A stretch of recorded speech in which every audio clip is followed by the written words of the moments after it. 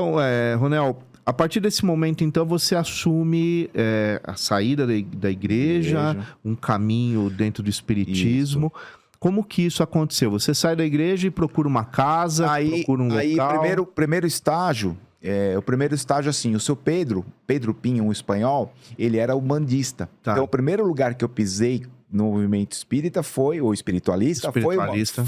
Foi a Umbanda. Tá. Porque mamãe começou também a frequentar o seu Geraldo e ela me levava lá e eu falei, pô, esse negócio aqui é diferente. Porque a gente ficava com muito medo, né? Dos trabalhos, dos feitiços e coisa e tal. E eu vi que... Aí começou a dividir, tinha Umbanda branca, aí depois veio o Candomblé, depois Quimbanda, enfim. E aí eu fui, e foi lá que uma mãe de santo, já também desencarnada, a mãezinha divina, pediu minhas mãozinhas assim e pôs a mão com todo carinho, deu uma cachimbada, né?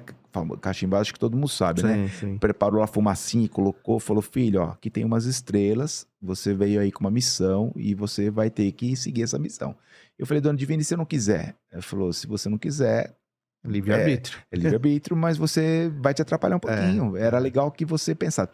Então, na Umbanda, eu fiquei por um período de uns 2 anos, vi coisas muito legais. Aprendeu coisas legais. E vi coisas que não foi legais. Tá. Né? E aí começaram, e é gozado, Marcelo, que eu observei assim, sempre houve não sei se a palavra é essa, mas vamos falar assim, um devido cuidado com esse Ronel. Então, quando eu estava na Umbanda, todo mundo queria estar perto do menino Ronel, porque esse menino talvez, eu não sei qual é a visão que eles tinham, era legal ficar com o Ronel. E quando eu comecei a descobrir coisas que me desagradou, e eu falei com a mãe, olha, eu vou sair. Não saia porque você vai quebrar a cara aí fora. E aí, às vezes, eu, sem saber, ela falou, você não pode pisar num outro terreiro. Era assim que eles falavam, né? E eu ia nesse terreiro do seu Geraldo, com a mamãe, e chegava lá, incorporava e trabalhava, e eu falava, eu trabalhei lá, você não pode, é proibido. E aí tinha umas regras que não me agradavam, né? Tá. E uma certa feita eu fui visitar meu irmão era mais cético como papai, meu pai não frequentava, e meu irmão falou, mano, você pode me acompanhar, já que você está nesse movimento, ele é a caçula, num determinado lugar, e eu queria fazer uma consulta, hoje vai ter uma gira de marinheiro. Falei, pô, marinheiro, tá bom, vou com você. E eu sabia que não podia, né? Por uma ordem de protocolo, não poderia. E eu fui, fiquei quietinho, me fechei em conchas lá e tô quietinho. O Cambone foi chamando vai passando outro. E quando chegou a vez do meu irmão, segundo a Umbanda, segundo a leitura que a gente, né, aprendeu, meu irmão era um filho de Oxóssi e eu era o filho de Xangô. E meu irmão vai cair na mão de uma pessoa que se diz lá incorporado. Esse foi o fato que ficou na história. E aí ele põe a mão na cabeça do meu irmão, primeiro que não se põe a mão na coroa, quem sabe do movimento sabe, assim, pôs a mão na coroa e começou a cantar para Xangô. E eu pensei assim, mas se meu irmão é filho de Oxóssi, por que ele está cantando para Xangô? E internamente aquilo começou a mexer comigo e me fez um mal tremendo. Eu lembro sim de ter levantado da cadeira, o Cambone veio, pôs a mão no meu peito e falou, o senhor vai aonde? Eu falei, por favor, tem alguma coisa errada ali, ó. Não, mas ele tá com fulano de tal, ele não tá... Falei, olha, ele tá cantando o ponto errado pro meu irmão, vai, por favor, deixa eu ali. O senhor não pode ir ali. E foi a última vez que ele falou, porque aí o meu caboclo assumiu a situação, foi lá, bateu no congar, pediu licença, cumprimentou a mãe da casa, desmascarou o médium, que não era um médium correto naquela casa, foi uma situação muito complicada. E quando ele terminou o processo, que eu voltei, a mãe de santo falou, eu sempre tive vontade que alguém tivesse peito e coragem para fazer isso com esse nosso irmão, e ninguém tinha coragem, porque ele estava aqui há muitos anos. E o senhor, através do Serra Negra, conseguiu fazer isso. Eu queria te convidar para ficar na casa como pai pequeno. Eu falei, olha, eu agradeço, mas eu só vim aqui por conta do meu irmão. Esse foi um episódio que ficou no passado. Quando eu deixei, então, a Umbanda, aí sim, eu vim aqui por Perseverança, da dona Guilmar Albanese, isso já 31 anos atrás. Aí eu vim fazer o curso dos médios, aí eu vim conhecer, eu e minha esposa eram noivos, e viemos aqui, fizemos o famoso curso ProBem, que é a primeira parte de evangelização. Fiquei 2 anos com a Guilmar, com a equipe, eu estou falando quando a Perseverança tinha 700, 800 pessoas, não 5.000 pessoas como hoje, não é isso? Isso. E aí ainda estava vivos os seu Albanese e tudo mais. E ali a gente conviveu um tempo, mas eu morava na Zona Norte e para vir para cá era complicado. E aí quando nós terminamos o curso do ProBem, Eu lembro como se fosse hoje, a dirigente falou assim, olha, deixa eu falar para vocês, nós estamos chegando em quase 1000 médiuns aqui. A minha sugestão, procurem casas pertinho de vocês e comece o trabalho por lá. Não queiram ficar aqui conosco. Tem um monte de casa necessitada. No primeiro instante, meu orgulho falou alto. Pô, eu tô no Percê. Como a gente, né? Eu tô na Perseverança. Eu vou procurar uma casa pequena. Não é isso que eu quero. E aí eu fui, então, para a Zona Norte. Achei uma casa bem pequenininha. E você fez um comentário fantástico, Marcelo. E lá encontrei Dona Rosa e seu Emir. Um casalzinho de idosos italiano, coisa mais linda. Que me pegaram na mão, foram meus primeiros professores na famosa mesa branca. Tá. Né? Que tinha uma cortininha, fechava a cortininha. Ali eu comecei, dali eu fui para um outro grande amigo meu, Américo Sucena, Dona Mara Sucena, no Centro Espírita Mãos Unidas, já na Rua Casa Forte, ali na Cantareira. Ali eu conheço também. E ali eu fiquei... bem na descida ali. Isso, eu fiquei 5 anos com o Américo. Por quê? O que houve, galera? Eu comecei a brincar com a mediunidade. Eu era jovem, audacioso, via, então a gente fala, eu tinha clara audiência, clara evidência, e eu comecei a brincar com mediunidade.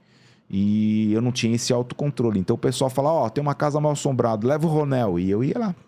E eu brinquei muito nisso. Me arrisquei muito, na verdade, né? E aí quando eu cheguei na mão do Américo, o Américo sentou e me sentou. Falou, menino, aqui nós vamos te reorganizar, você vai reestudar. E ali realmente foi meu grande... Como vocês podem ver, tem vários apoios, né? A espiritualidade realmente veio preparando pessoas, ícones aí, que são meus balaúços até hoje. O Américo já perfaz os seus 75 anos. Ali eu fiquei 4 para 5 anos, migrei para Guarulhos, aí sim, eu chego em Guarulhos. Guarulhos eu passei por uma situação... Eu acho que é até legal, passei por algumas dificuldades, desafios, como todos nós passamos, não é isso?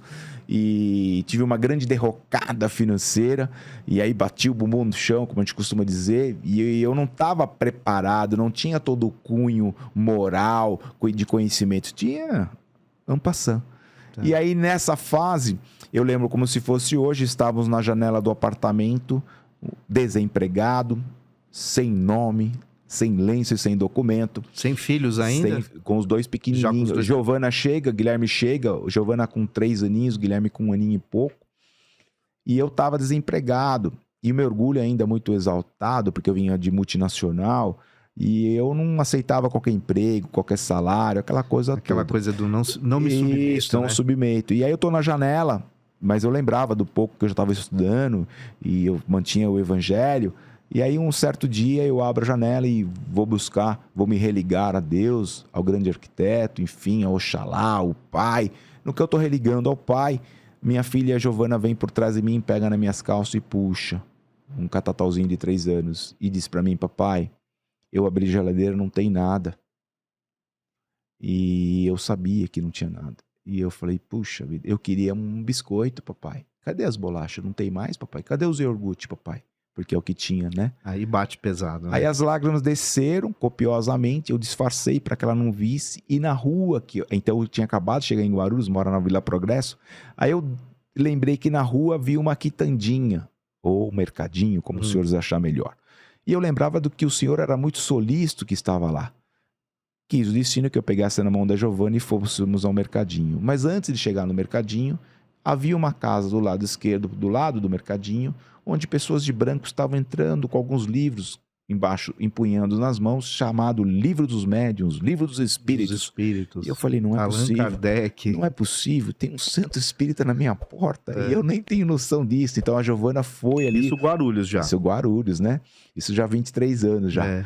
E aí eu, falei, bom, eu vou no mercado, uma vergonha tremenda. Falei, senhor, como o senhor chama? Senhor Roberto, meu grande amigo Roberto.